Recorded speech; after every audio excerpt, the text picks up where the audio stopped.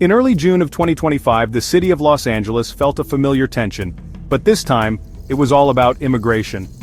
The main reason the riots began was a new aggressive policy from the federal government.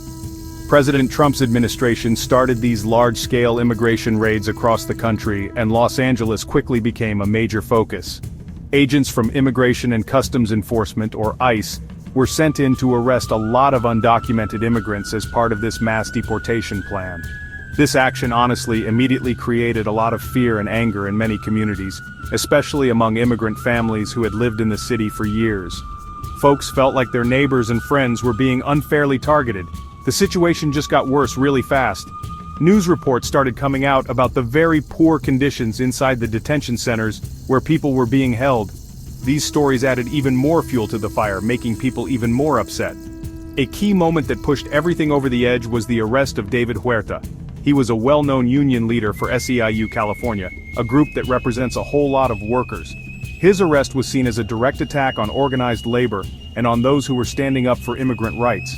It sent a clear message that not just immigrants, but also their supporters, were being targeted by the federal government. The anger wasn't just about one or two arrests.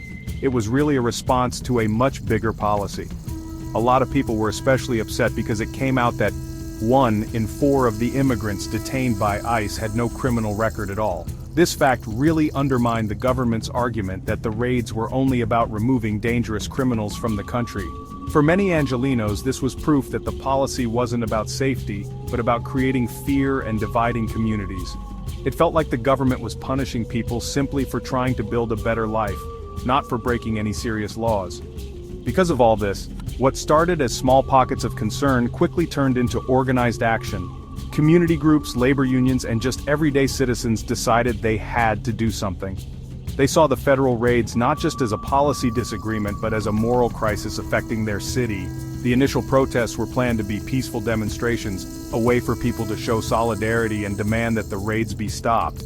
But, the mix of widespread fear, anger over the arrests, and the feeling of being under attack created a really volatile atmosphere, setting the stage for the chaos that would soon follow. Once the protests began, they spread rapidly across Los Angeles. The unrest wasn't just one single event. It was really a mix of different actions happening all over the city. There were peaceful rallies where thousands of people gathered to listen to speeches and march with signs. Students from local high schools and colleges organized walkouts, leaving their classrooms to join the demonstrations out in the streets. These groups wanted to send a clear message of opposition to the federal government's policies. They were joined by labor unions whose members were angry about the arrest of their leader, David Huerta, and the broader threat to workers' rights. However, not all the activity was peaceful. As tensions rose, some protests escalated into more destructive actions. The Department of Homeland Security reported that over 1,000 rioters took to the streets. There were reports of assaults on immigration officers, who were seen as the enforcers of these controversial policies. Some people engaged in mass looting, breaking into stores and taking goods. In a really modern twist, a handful of Waymo self-driving cars, pretty common in the city, were set on fire. These acts of violence and destruction grabbed headlines and showed just how deep the rage ran for some folks. The people involved in the protests were a really diverse group. There were immigrant rights activists from organizations like CHIRLA, who have long pushed for gentler immigration policies. Another group identified in the protests was the Party for Socialism and Liberation, or PSL. But honestly, beyond these organized groups, a lot of the protesters were just ordinary residents of Los Angeles. Students, workers, and families who felt their community was under siege. The arrests made during the unrest reflected this mix.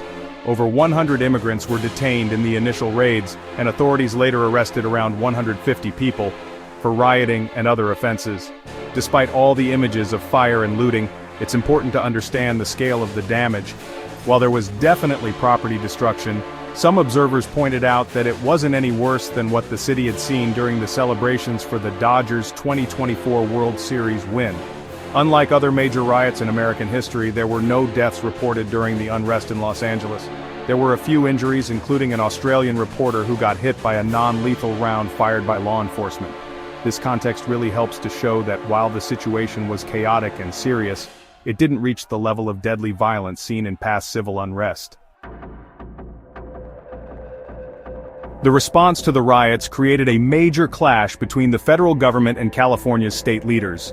President Trump decided to take strong action from Washington, D.C. He invoked a special law, Title 10, Section 12406, which allowed him to take control of the California National Guard. He federalized about 2,000 of these troops and sent them into Los Angeles to control the situation. This was a really unusual move, since a president hadn't sent troops into Los Angeles without the governor's permission in over 50 years. It showed that the federal government was willing to go over the heads of local authorities. On top of the National Guard, the Trump administration also sent in the military. Around 700 U.S. Marines were activated to help federal agents. Their main job was to protect federal buildings and government workers in the city. Federal agents on the ground used strong tactics to break up crowds, including firing tear gas and less lethal projectiles like rubber bullets and pepper balls. These actions were most visible near a Home Depot in Paramount, California, where protesters had gathered. The heavy-handed federal response was seen by many as an escalation, turning protests into more intense confrontations between citizens and armed forces. California's leaders were furious about the federal intervention.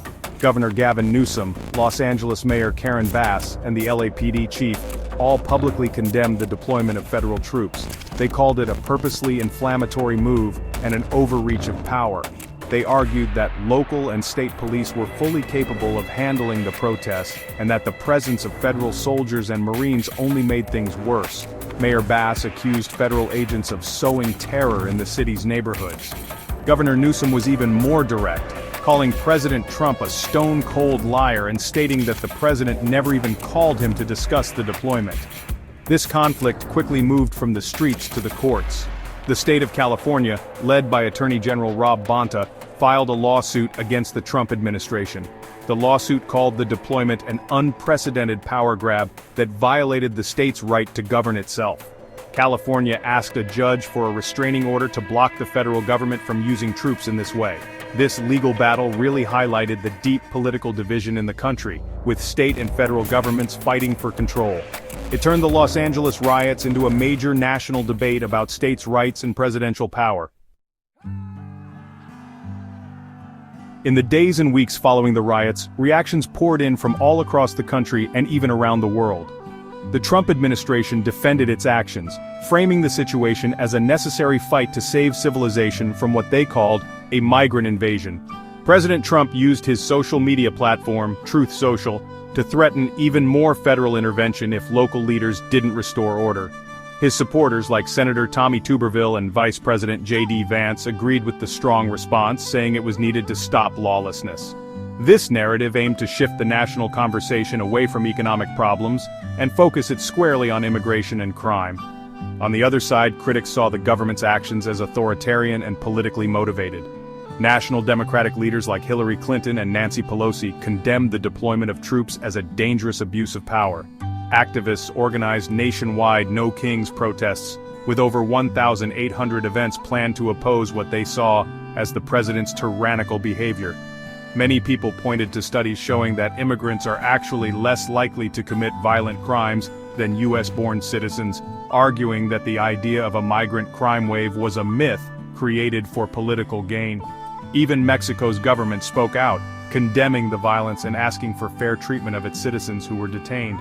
The Los Angeles riots of 2025, even though they resulted in no deaths, left some deep scars on the city and the nation. The conflict really highlighted the raw divisions over immigration, presidential power, and the role of the federal government in local affairs. The events forced a difficult conversation about how the country treats its immigrant communities and how it responds to protest. For many in Los Angeles, the sight of federal troops on their streets was a shocking reminder of how quickly political disagreements can turn into real-world conflict, creating fear and mistrust between citizens and their government. Looking to the future, the events of June 2025 serve as a pretty powerful warning. They show what can happen when political rhetoric becomes aggressive action and when communication between different levels of government just breaks down completely. The riots expose the fragility of social peace and the importance of finding solutions through dialogue, not force. For Los Angeles, it's a call to continue the hard work of building a united community that respects all its residents. For the rest of the country, It's a lesson about the dangers of division and the need to protect both the rule of law and the right to protest peacefully.